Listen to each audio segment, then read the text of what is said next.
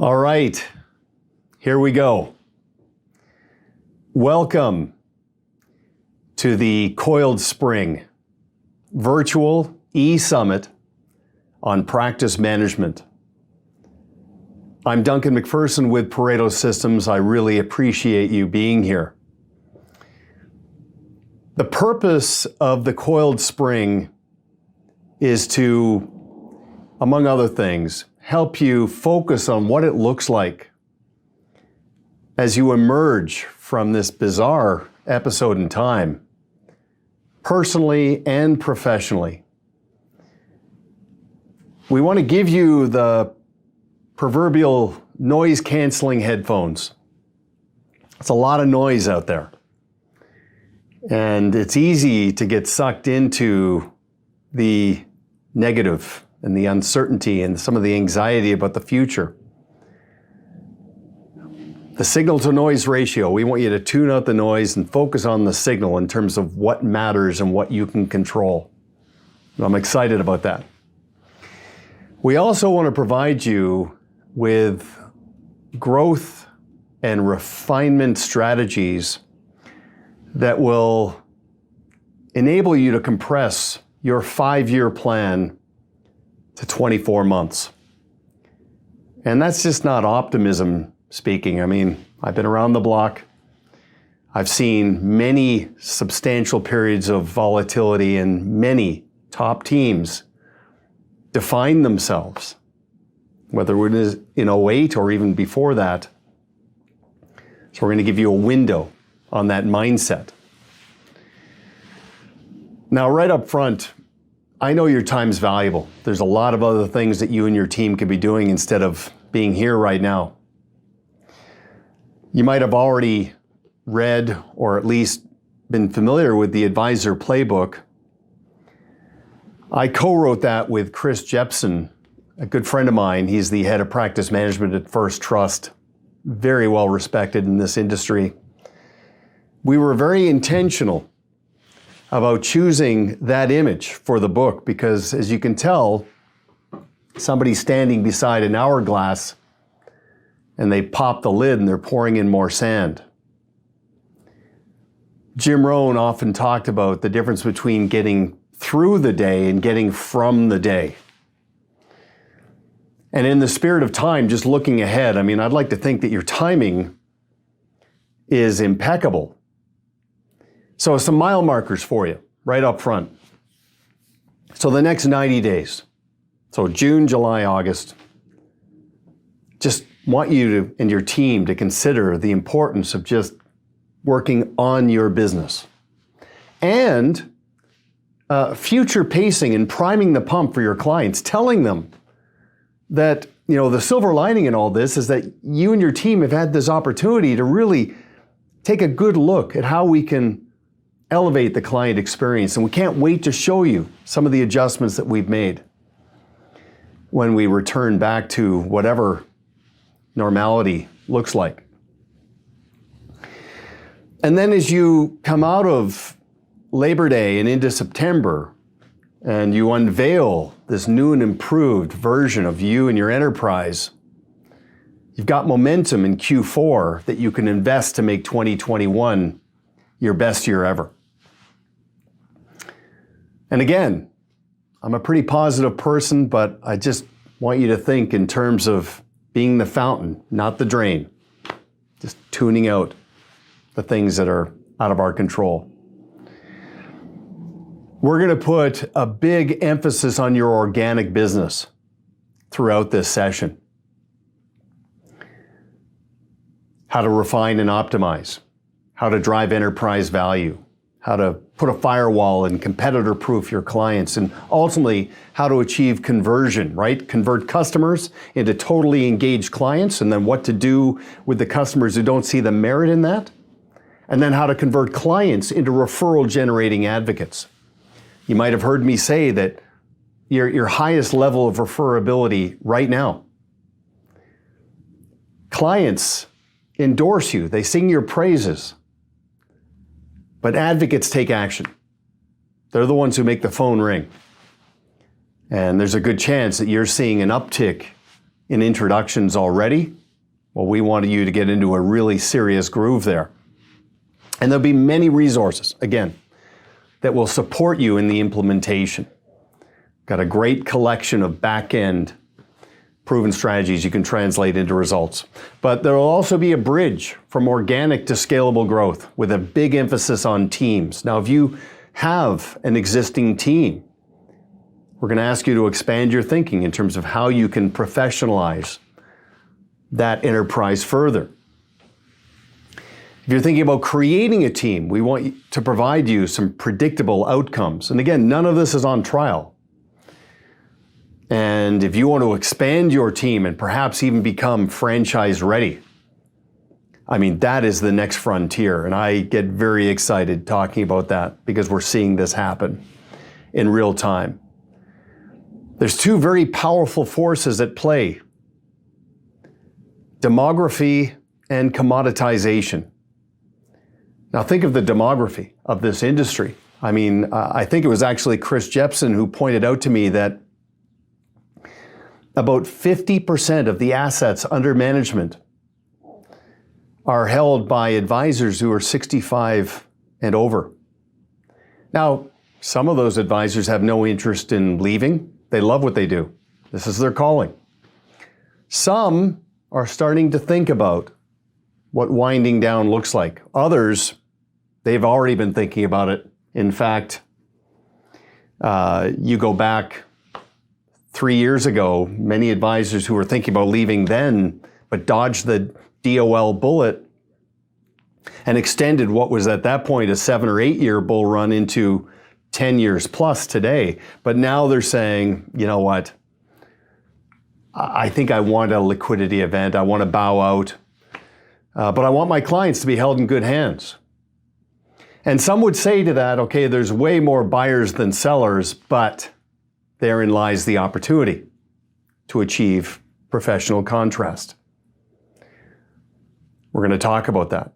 Commoditization, this is where the 2-for-1 kicks in. There are a lot of advisors today who, you know, they love what they do, but they have no interest in leaving, but they're bogged down in some of the minutiae of compliance and everything else. And they're frankly in that movable middle group. It's not even just worrying about a plateau. They're wondering if they're even viable in the future. And what they'd really like is to perhaps draft in behind your process to liberate them to focus on what they really like doing. Outsourcing some of the things that they don't enjoy and just focusing on their clients. So I'm really looking forward to that. Let me set some expectations for you. You can see the agenda for the day. I'm your host for the day.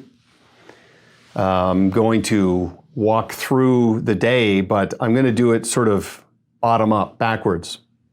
Begin with the end in mind, okay? So I wrap up, and what I'll be talking about primarily are some of the observations that I've made with my clients who are letting this period serve them, not hurt them. And that is a mindset.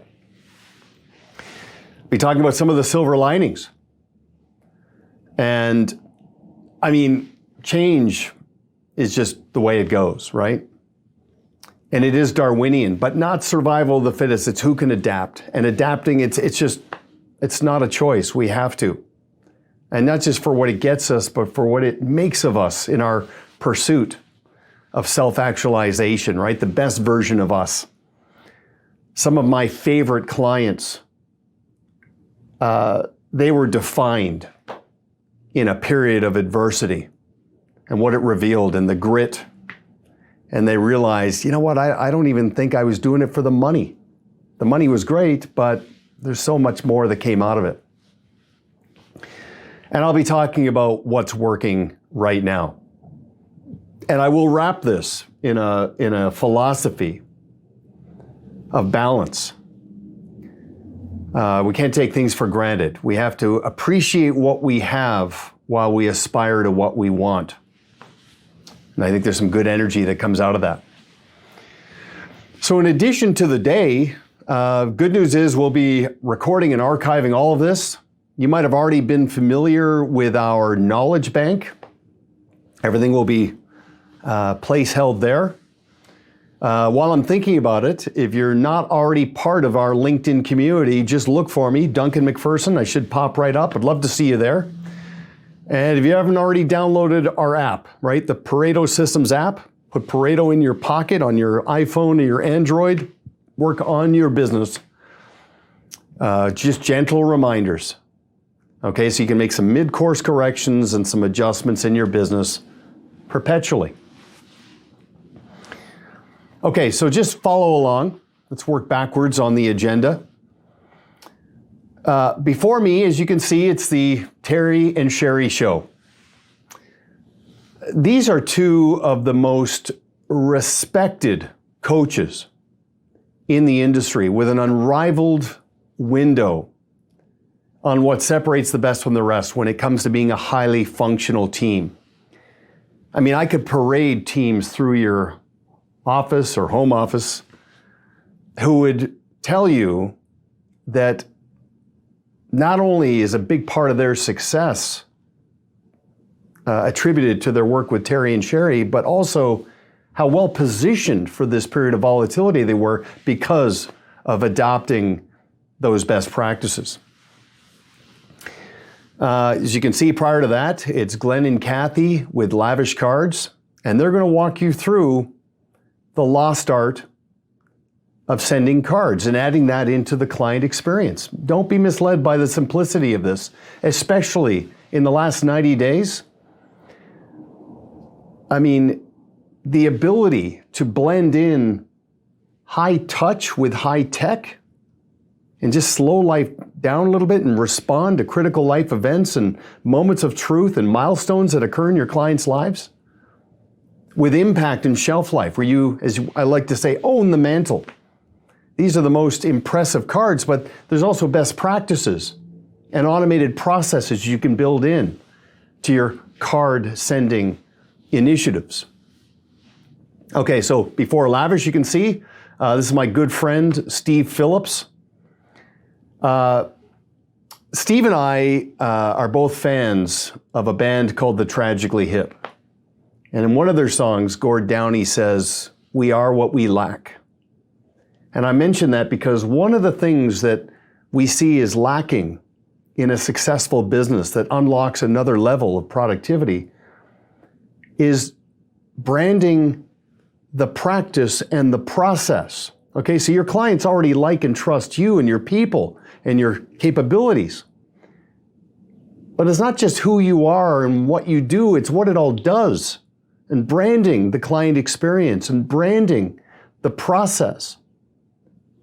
That is a serious art form. And Steve's going to walk you through that with the validation of case studies. I mean, if you think that maybe you're on the verge or in the red zone, this could be what punches you through.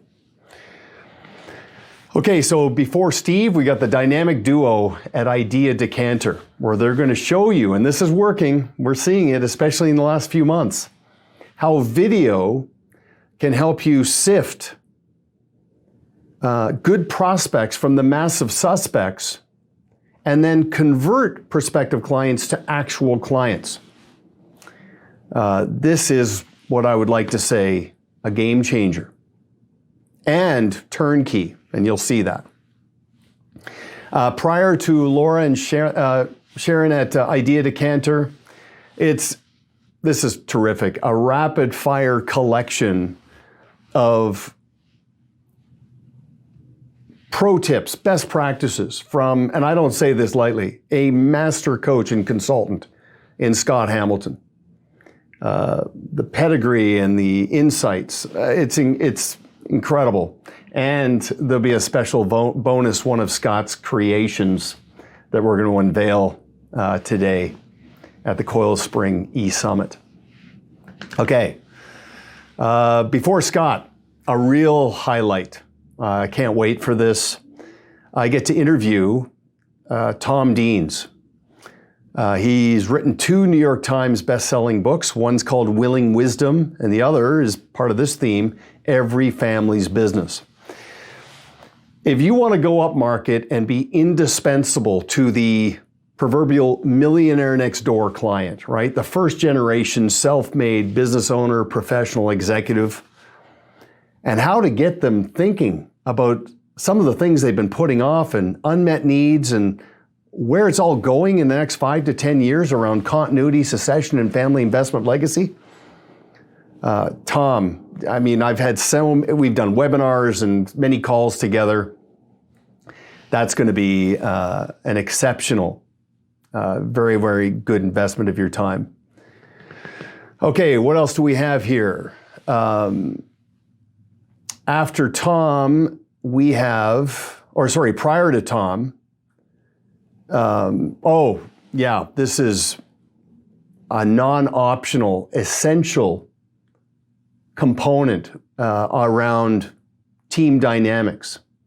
Elaine Christakos is a great coach of ours, and she's going to talk about chemistry and process and how that's the tether for your existing team, but helps you scale out your org chart and reach without dilution of the client experience.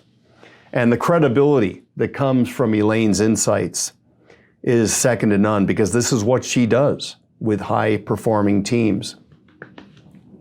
Okay, before Elaine, a really special treat, Ted Jenkins.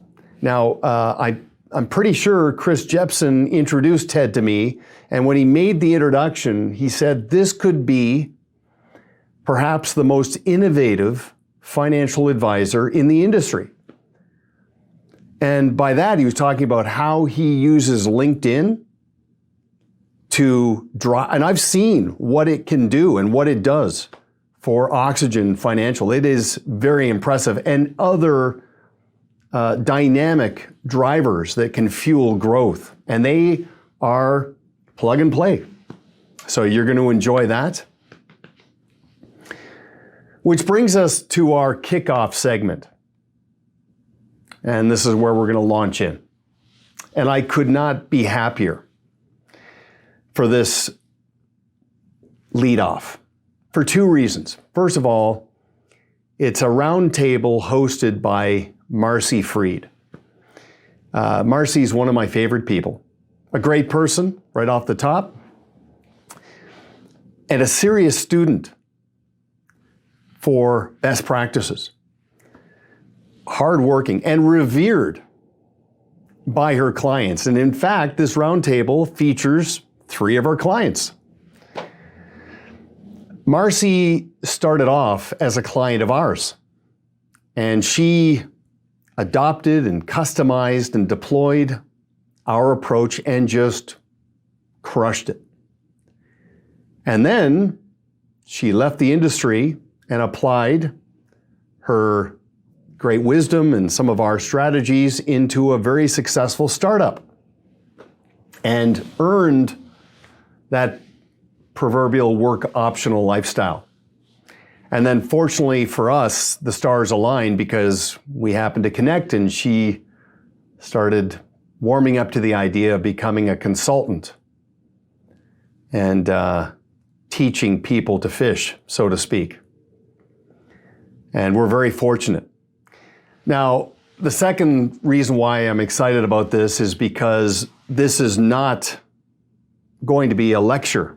It's not built on a theoretical construct. This is a proof of concept.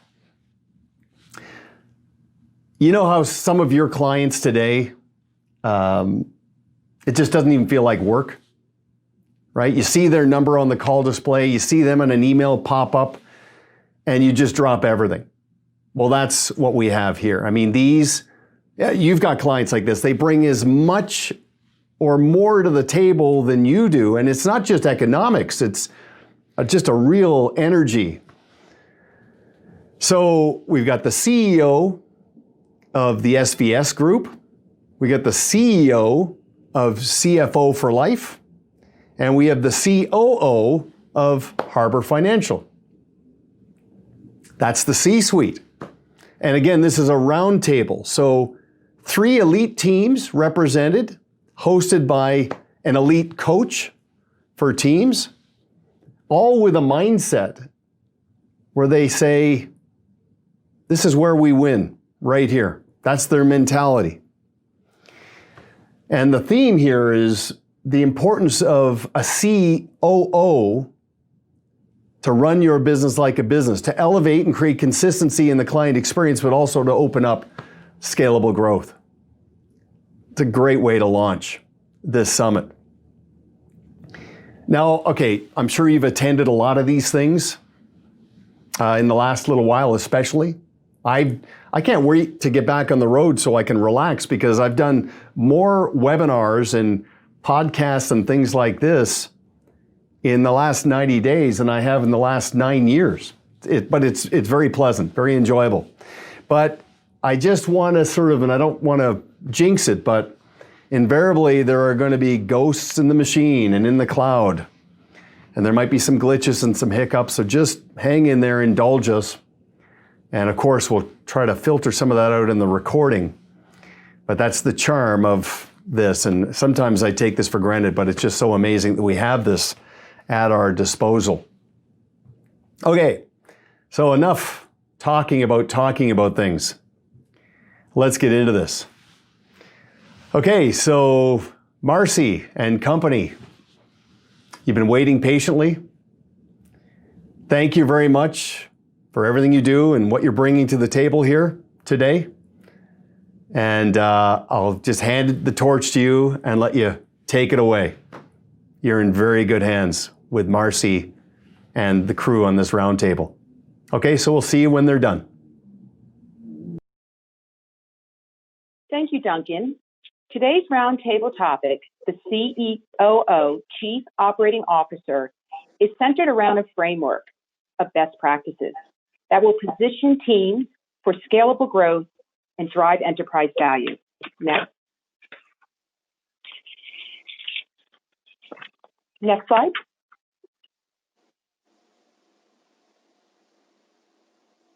Next slide, please.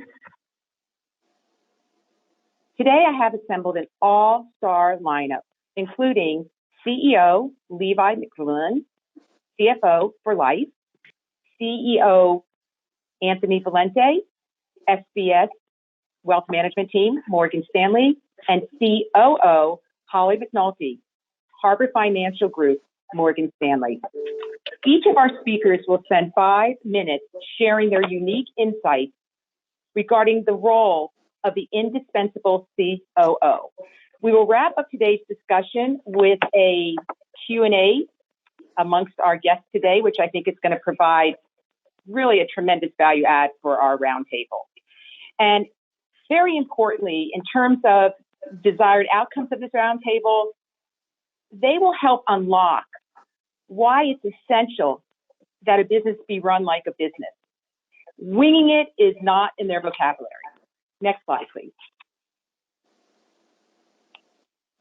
What differentiates exceptional teams is the ability of the CEO to understand the merits of the COO and why and how that person makes a substantial contribution.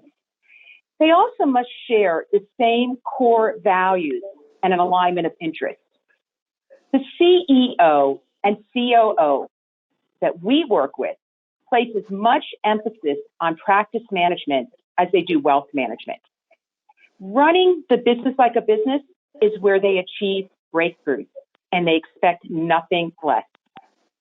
The COO's role is cornerstone of an exceptional team, and they consistently and congruently ensure that the team is operating at its fullest potential, and they are indispensable. Our teams can tell you that probably the number one used word by Pareto systems is process, process, process. This is music to the COO's ear. Our Pareto Best Practices Playbook provides a high-impact resources filled with processes, filled with templates, agendas, everything that a high functioning team needs. And the COO ensures by utilizing the playbook that all of the members of the team are pulling in the same direction. And it's very important that the mindset be that they understand the intentions that they have must translate into results. And this needs to be driven with consistency and congruency. Next slide, please. Today will resonate with you if you're in one of the two scenarios. One is you currently have a COO on your team. The other is in the future, you can see a COO being an important part of your team. Now, our guest today will be discussing number one. I'm going to be discussing number two. Now, let's assume you're in a place where you're considering hiring a COO. Well, that's a good thing. That means that your business is not just operating, but it's thriving. And when you begin your search, you need a process and a plan. Now, as many of my clients and all of you on the panel today know, I just want to keep learning. And I'm the one who always quotes a podcast or a book. And actually, I was reading an article. It was an interview with Forbes magazine with an entrepreneur. Her name is Rachel Biter. And I'd like to read to you Rachel's perspective on what she looks for in a COO. And Rachel really took a mindset of not just her experiences, but also from her heart, from her soul, what this person needed to embody to really become part of her high functioning team. And I'm going to read this to you. When looking for my COO, I made a detailed list. And if you can go to the next slide, that would be helpful, of everything I wanted. Through this list, we call it a wish list, I got very clear on the dynamics and the expectations for our relationship.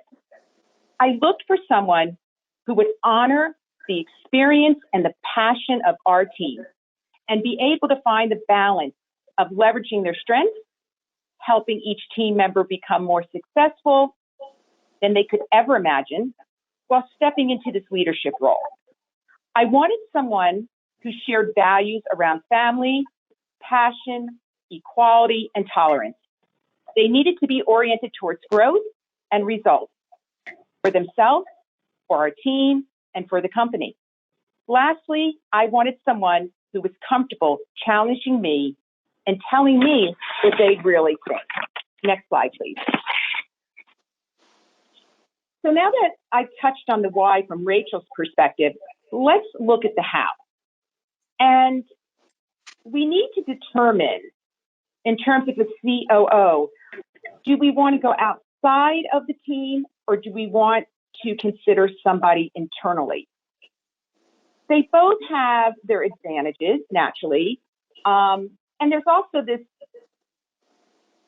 broader look at your candidates. So when you consider bringing someone in from outside the team, they can really breathe some fresh air, right? They bring a perspective. It's pretty much unfiltered, and that can be very healthy. On the other hand, looking internally at your team is also very critical because that person who's been on the team naturally knows a lot about the culture, a lot about how the team functions, and it might be a natural progression to consider that person for the COO position. Now, in terms of creating process around this, we recommend that a leadership team develops a job description role. And by creating a job description, using the resources of your leadership team, what we want to happen is to create a job description that can attract prospective COOs that immediately feel a sense of alignment with your people, with your practice, and with your process. Now, A job description is only as good as the job interview. The interview process is essential. In fact, one of the programs we have at Pareto Systems includes the interview process. And from my experience over the years, this can make or break. And especially in a leadership position as a COO, if you make a bad hire, and I'm sure all senior managers have done it over the years, you know the impact. It can create a tremendous distraction for the team, amongst other things. Making a good hire is essential, and following a defined interview process should help to ensure that. One of the greatest costs to an organization are bad hires, the follow process. Now, in terms of our presenters today, that's really what we're all waiting for. I am delighted to have Levi and Anthony and Holly with us. I'm going to start with our CEO, Levi, and I want to just give you a little background on Levi and our partnership. Levi has not only been a wonderful partner, but Levi has also been a collaborator. And his inclusiveness with his team and this mindset of always looking to raise the bar. I only know Levi you one way, and there's only one gear, and it's drive. And, you know, I mentioned to you when we first met, you were talking my language. So I want to thank you so much for joining us today. Levi has insights that are priceless. And without further ado, Levi, I'm going to hand it over to you. Oh, one moment, Levi. Let me back up a moment. I want to tell you a little bit about Levi and CFO for Life. In fact, I asked all of our presenters to provide me with perspective in their voice of the dynamics of their team. So in terms of Levi, CFO for Life core focus is to create lifelong relationships and advocates. What makes CFO for Life unique is that they are a comprehensive resource for any financial matters, provide high-level client service, and invest and elevate and empower the team. They have a proven process, Plan for Life, and ultimately, they give clients more time to do what's most important to them. Their target market for both organic growth and acquisition is as follows. 1, business owners, small to mid-market, 5 million to 200,000 in revenue, profit 500,000 a year, and their needs center around individual assets, insurance, tax, and 401k. In terms of individuals, 2 million in current assets to manage or have the potential for 2 million in investable assets in the next 10 years. That's organic. Let's shift to acquisition. In terms of acquisition, average account, at least 1 million, with 80% being an A, a double A, or a triple A client. They need to be strategic in terms of a complement to CFO for Life, and they need to really align with the culture. The culture centers around very much being proactive versus reactive. So with that, now I'll hand it over to you, Levi. Well, thank you, Marci. It's a pleasure to get to be on this group setting, and I'm excited to learn as always. And I think what I wanted to just kind of share is the impact that a COO has made both internally and externally for our organization. As Marci mentioned, process is the key. We have been focused on every decision that we make as we've grown our business is how can we scale it? How can everything be process driven? And are we best in class in everything that we do? So one of the things that as we've grown our business and made a decision to incorporate a COO is we like to look at what is the weakness of our industry and how can we make that our strength.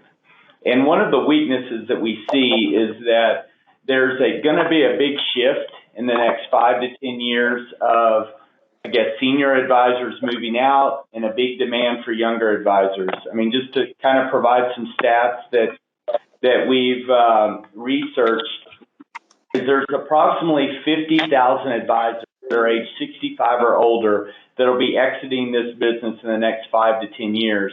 Those advisors basically manage roughly $3 trillion of assets. So we've really, over the last 3 to 5 years, been building what I like to call kind of the legacy team and a younger group of advisors. And as our goal is to be a legacy firm, i.e. not about me, not about my partner, but a true firm that can continue and be much greater than us in the future. And so with that, you have to give up control, which is very difficult for advisors in this industry, and empower others and allow them to grow and flourish. And so we built a middle management team, and we've been working on this the last 3 years. And in that process, every segment of our business, we've got a leader.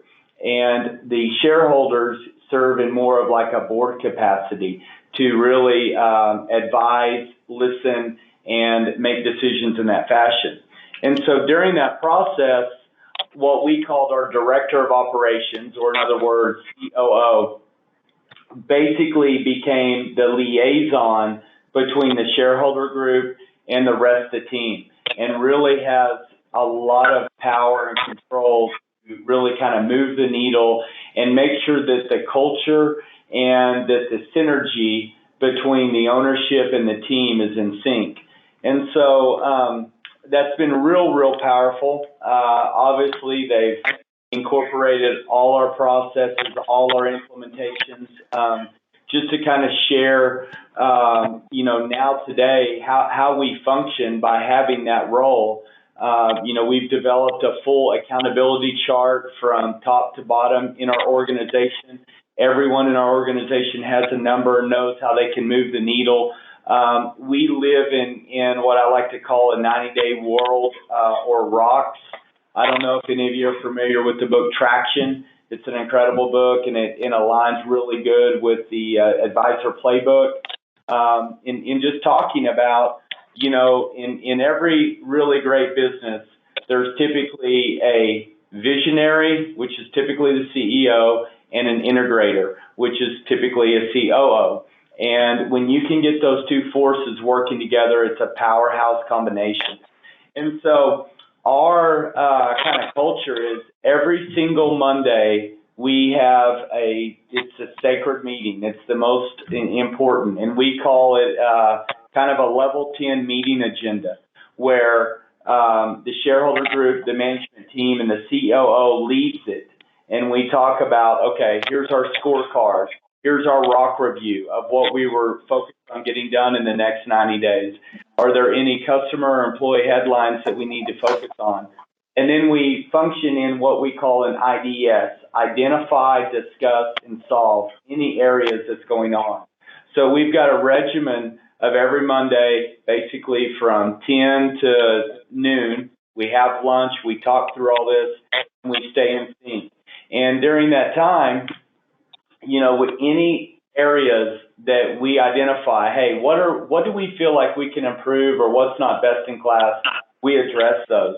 A few other things externally that's been really powerful by having a COO really kind of be focused on working on our business is we've incorporated video marketing and communication to clients. One of the really cool things that we've recently done during this COVID-19 is release like 6 videos, just really trying to help our clients stay calm, understand the situation, stay focused on, our plan, which we call Plan for Life.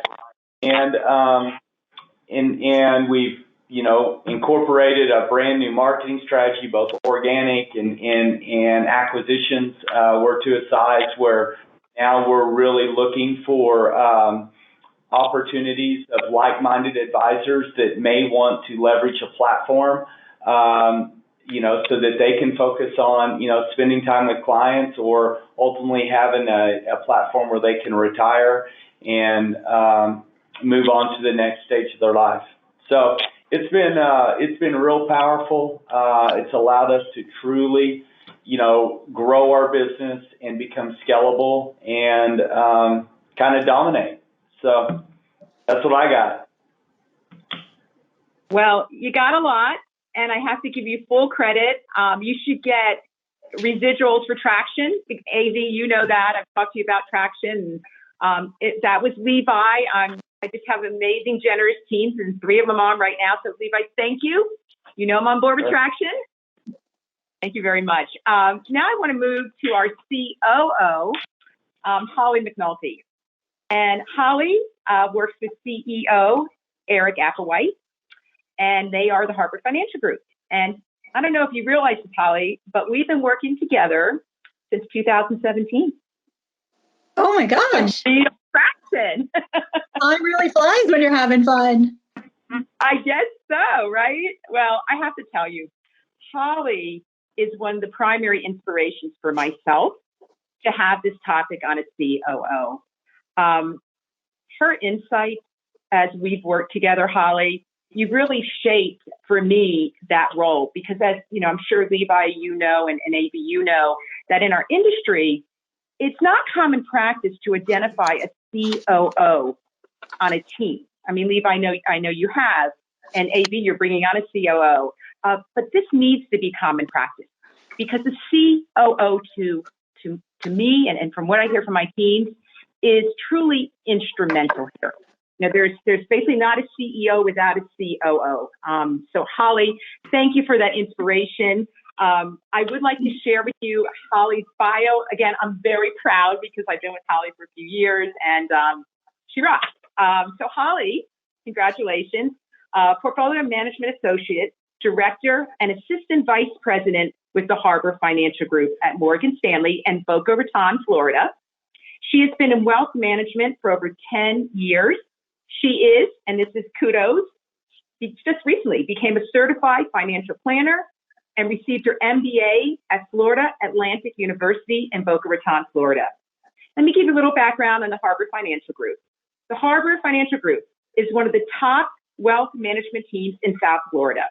They focus on financial planning and portfolio management to deliver an exceptional, multi-generational service to their clients.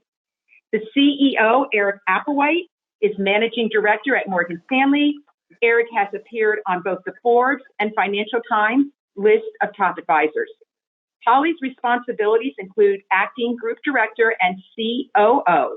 She manages the 15-person team as well as develops processes to enhance the client and team experience. Holly is liaison between the team, strategic partners, and management to ensure a smooth workflow and ensure her team can deliver exceptional client service to their clients. Holly, I'm going to give you another thank you. When the pandemic started, you and I continue to work very closely on the remote experience. And the question today is, how are you adapting as a COO the remote working experience to keep the client and the team connected? Well, thank you so much, Marci, for that introduction and for everything you do with us. This is a great question because it gives me a chance to give a little bit of a case study about what a COO does in our day-to-day business, especially now that it's been disrupted. So the first step to everything is easier said than done, as I'm sure you all know. It's having an amazing team that works hard and works well together. And we couldn't have kept our business without it. And I couldn't imagine not working with each and every one of them. Assembling the team took a fair amount of time, but it was worth it to get everyone we have. Eric is a great leader and understands the intricacies that come with such a large team. And Marci, you have definitely changed the way I run the team and the processes we follow.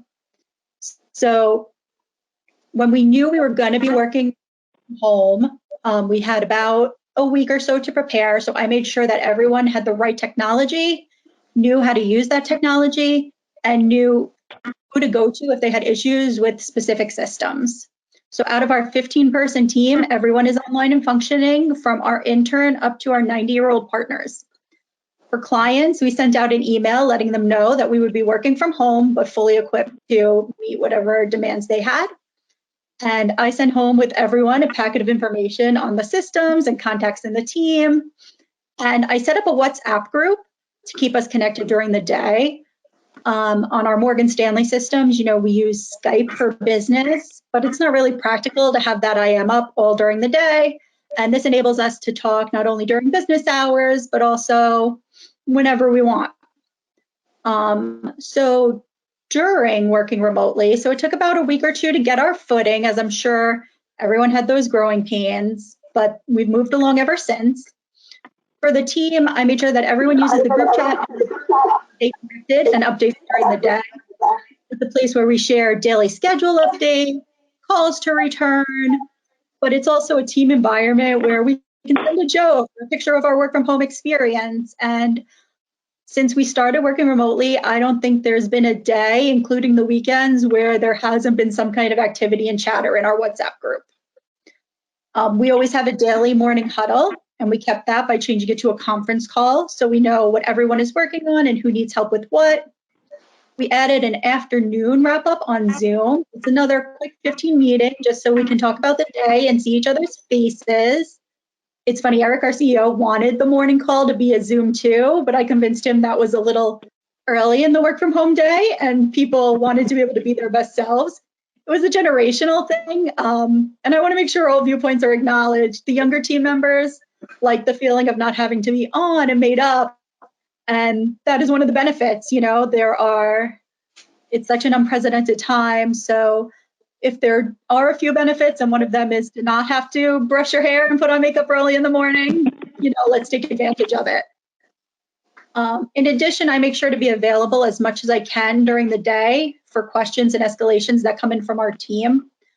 I do this in a normal environment as well, obviously, but I felt the need to turn it up a notch when working from home to make sure no one feels left behind. Our team did DISC in January. For those who don't know, that's a sort of personality test, even though I hate to use that word, but it is, that lets you and others know your communication styles and what you're most suited for work-wise. And that has helped tremendously for me. It lets me know who needs more hand-holding, who needs space, who needs a quick response, who needs time to think things over. So that has really helped guide me during this transitional period. And for clients, I work closely with our internal and external marketing specialists to make sure that our social media posts and touches to clients have the messaging that we want to convey. That this time is unprecedented and scary, but we remain a steady hand that is here for them, whatever they need. When the market was more volatile for clients, we got Eric on the phone and did weekly webinars just to keep them as up to date as possible. We're a huge team. We have a big client base. So we made sure that people were hearing from us, even if they didn't get a personal phone call that day or that week. We are making sure that except for in-person meetings, we're business as usual, and our processes have remained consistent. And then finally, on a team building standpoint, I instituted biweekly virtual happy hours to wrap up the week. I have found some great online games that we can all play over Zoom. A favorite is Quiplash. So we can virtually celebrate holidays and milestones, birthdays, achievements. Also, Eric sent out a care package to the team with things like hand sanitizer and soap and phone stands and actually the traction book. And that helped really lift spirits. And we're a very community-oriented team in general. The area we are located in is very philanthropic, and a lot of us are involved with organizations in the community. So we are making sure we are keeping that up. And we as a team delivered meals to our local hospital to show that we care and we're still part of this community. So the ability to have most of our processes down, and that's another big shout out to you, Marci, and the Pareto system, and to deal with new things as they are thrown at us has allowed us to keep more informed as a business and a team, even allowing us to develop new segments and areas of business while working remotely. So we don't know when we will be back in the office. South Florida, we're not as hard hit as some states, but we do have the biggest concentration of cases in Florida. So that's up in the air, but I'm confident we're going to continue to work together and grow even with these challenging times. So thank you. Thank you, Holly. And what continues to engage me with you is your ability to keep fine-tuning, refining this experience. And I have such an appreciation of the human side that you and Eric always consider in every single decision you make. I mean, just spreading that good energy, and it's so obvious to the team. So thank you, and I look forward to continuing to refine what we do as things continue to unfold. So AV, my friend AV, I have to tell you, again, all of you on this call, I am one of the most fortunate people. Duncan does a really great job at aligning me with just incredible teams. And I have to tell you, when I met AV, I was very fortunate. I think it was a year later. I met you in 2018, very early. And AV was like, you need to come meet our people in the office. And AV's in New Jersey. And he also spiked that with, and I really love food, Marci. So we're going to take good care of you. And I went to his branch and I stepped in there and I felt like family. And AV, I'm so grateful to you. I mean, you make me feel that way always. I know that your team feels that way, and I do really want you to know it just makes me feel, again, like I'm one of the luckiest people. And AV has this incredible vision. He's just, the mind is always working, and he pulls in such a wonderful leadership team. And I'm always challenged by you. And again, it creates incredible satisfaction. I know that you and I are very aligned philosophically, and I'm just continue to be excited about your future. And the other thing that each of you bring to the equation is such a great sense of humor. Even in the most difficult times, you dig deep and you bring it. I'm looking at Levi. Boy, when I get on a call at 10 a.m. with Levi, woo, I don't need any coffee. But going back to you, AV, again, so grateful for the partnership. And I do want to share with our roundtable and the folks that are listening, little bio on AV. Anthony Valente, AV's my AV, financial advisor, is the founder of SBS Wealth Management Team at Morgan Stanley in Shrewsbury, New Jersey, and has been in the financial service industry for decades. As a managing director, wealth management, and senior portfolio management director, Anthony oversees all team operations. Let me get it. I did not know this. Anthony founded SBS Wealth Management Team in 2007 on the values of providing strategy, views, and solutions to clients. That's the root of the acronym SBS. Years later, the team is now made up of 40 plus financial professionals spread across New Jersey, New York, Florida, Tennessee, and now in California. Anthony's area of focus is portfolio construction using technical analysis and fundamental and personalized portfolio management. Throughout his career, Anthony has received many recognitions. To name a few, Anthony has been named in Forbes magazine 2019 list in state wealth advisors, named to Barron's list of America's top 1,200 advisors, 2020 state by state, and the Barron's 2018 top 1,200 financial advisors ranking. Recognizing the value the SBS Wealth Management Team offers, he works with dozens of advisors across Morgan Stanley to form strategic partnerships, and the team's service model is designed to allow them to be proactive on what matters most for each individual advisor or broker by combining three main ingredients: philosophy, planning strategy, and process. So AV, here's my question to you. As the SBS Wealth Management Team has grown and continues to grow new partnerships and acquires new teammates, what ultimately makes you decide that you needed to implement and put in place a COO? Thank you, Marci. And batting third here, I like to make sure Levi and Holly, I agree 100% with both of them said. So that being said, Marci, as you know, I'm an investment guy. So it always made sense for me to have a CIO, and his name is actually Snoop. He's an acronym now. He just gets one name. But later I realized that I can't call myself or truly be a CEO without a good COO. And that's where Danielle, she was a former senior analyst working with a COO at Barclays. That's where we had her step in.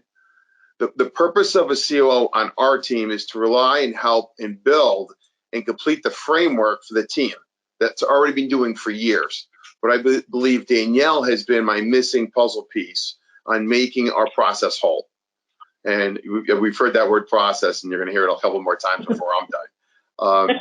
Over the years, right, we brought in many teammates and many strategic partners. Some of the partnerships have been successful, and others weren't a best fit.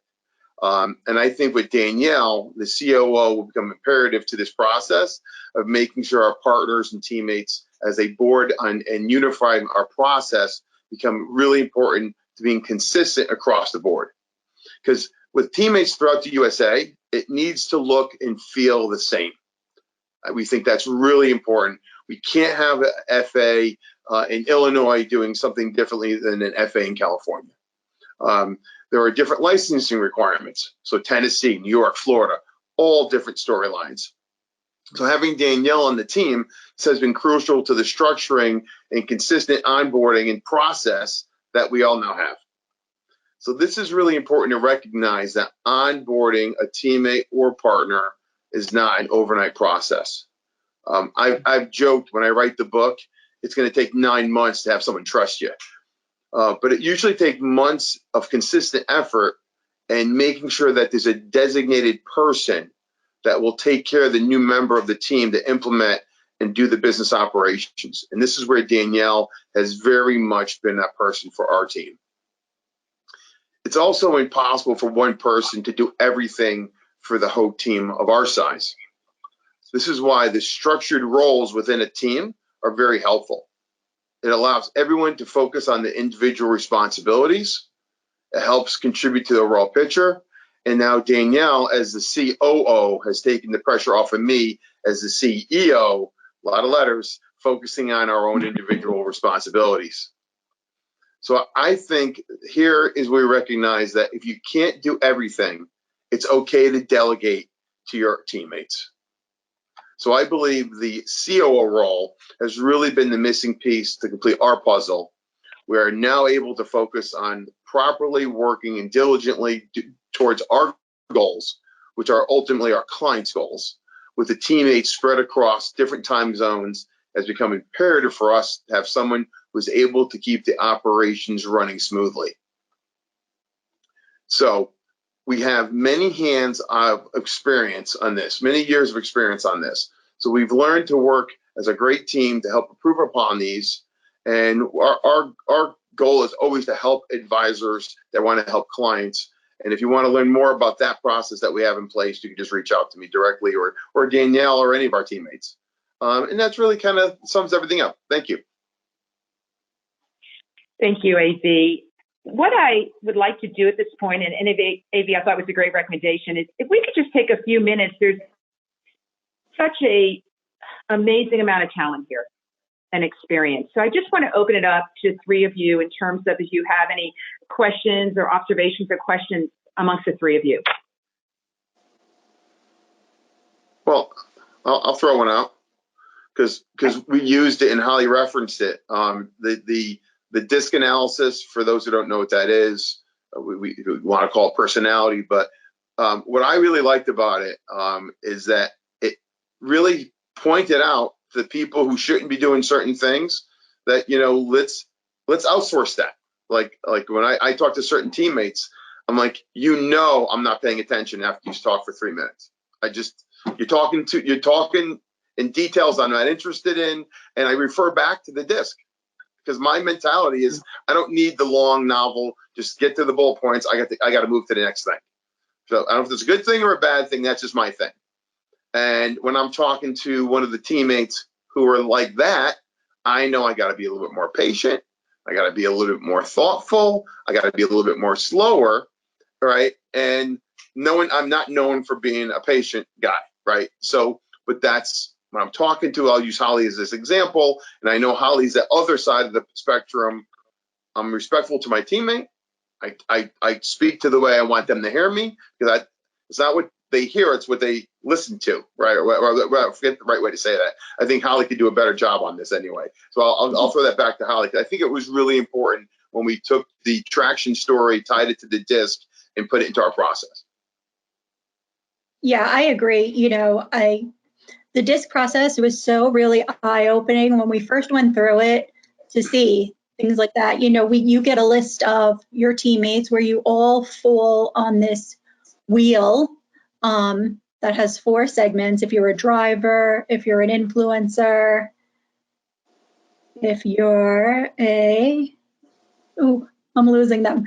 But the C is more like the players, and the S is more like the people who are really into people, who are really sympathetic, who are really, wanting to constantly please everyone and try to keep the peace with everyone. So when you put our team in that wheel and we really got to see each other's personalities, we also got a list of what you should do when you communicate with someone and what you shouldn't do. And it really helped take the reflection off of, you're constantly thinking about, okay, I'm saying this, so they're understanding this. And really, you can be saying X and they're hearing Y, and that is where you lose communication and you lose focus. So we've really taken the DISC process, and we already had very segmented roles and responsibilities based on your position in the team, but we've now incorporated the DISC. So not only what you like doing, what you're good at doing, and where you naturally work best, what you naturally work best doing. And that has really helped us elevate how the team all comes together, because everybody has amazing strengths and everybody also has weaknesses, and that's just the nature of people. So it's been really helpful for us. To piggyback on that, we're big fans of those as well. And in our over 20 years being in business, we've used DISC, we've used Colby, but the last 5 years, we really have identified something that out of all of them, it's called the Culture Index. And again, all of these are different personality traits and have tools, and we've went to extensive classes on this. We have a couple people that are kind of experts, and we use this for everything. And you guys are right. It is such a game changer. We get in a room, we go through everyone's profile, and it talks about, this is their communication style.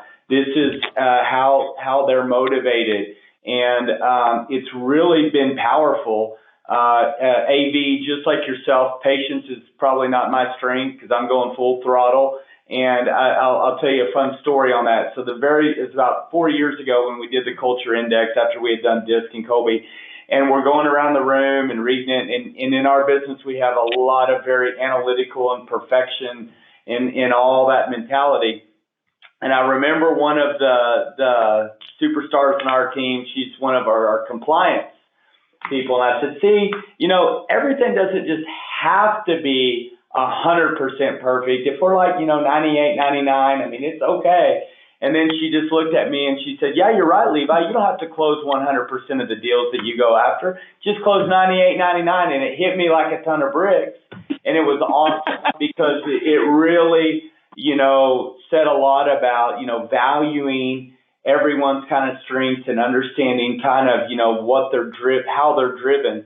And then finally, I'll add that from Marci, you said this earlier. Probably the most detrimental thing is a bad hire and getting the wrong person in your organization. It's kind of like a mindset of, be slow to hire, quick to fire. And that can be difficult sometimes because you see maybe the good in someone and just want to hold on. And so anyway, we've really taken a disciplined approach to make sure that we're doing everything on the front end when we're hiring. And one of those changes that our COO was instrumental in is a lot of times in the, I would be one of the early people to interview someone. And I'm very optimistic by nature. So I can just overlook a lot of the negative stuff and just hone in and be sitting with someone and see the good. And so then that puts me in a situation to just want to close and want to bring them on. Well, that can create a lot of problems if there's a bunch of other, areas I'm not seeing. So I'm the last person, if once the management team is put that together and then they really feel like it's that, to meet with them. And we use the culture index internally, where before we make a hire, everyone on the management team fills out this survey to identify what they believe this person should be. And so then we take those results of 4 or 5 people and say, do we have a disconnect? Am I thinking we're needing something like this and someone else is thinking it's different? And then if that's the case, we discuss it, we resolve it, and then we use that tool for, and I'm sure you could do it with DISC, it's just been a while since I've looked at that, where you have future employees take the test, and then now you can kind of align that with what you feel like your ideal person is. And it's not 100%, but it's another tool that can really kind of help you on that. So. Well, with the 3 of you for like the rest of the afternoon with a glass of wine, definitely a glass of wine, but we are going to have to wrap it up. Again, we are all at Pareto so grateful to each of you and your teams, and it is such a privilege to work with all of you. I put a slide up here, naturally, probably one of the best known, although Holly, I think you'll be my next quote, is Sheryl Sandberg from Facebook. And she wrote, leadership is about making others better as a result of your presence and making sure that impact lasts in your absence. And I think each of you as CEOs and COOs, you just live and breathe that, and your teams embody it. And it's a wonderful, wonderful place to be when you work with this type of leadership. So again, I want to thank each of you for participating on our roundtable. Everyone take care and be well. Thank you. Thank you. Thanks, Marci. Thanks, everyone. Oh, my pleasure.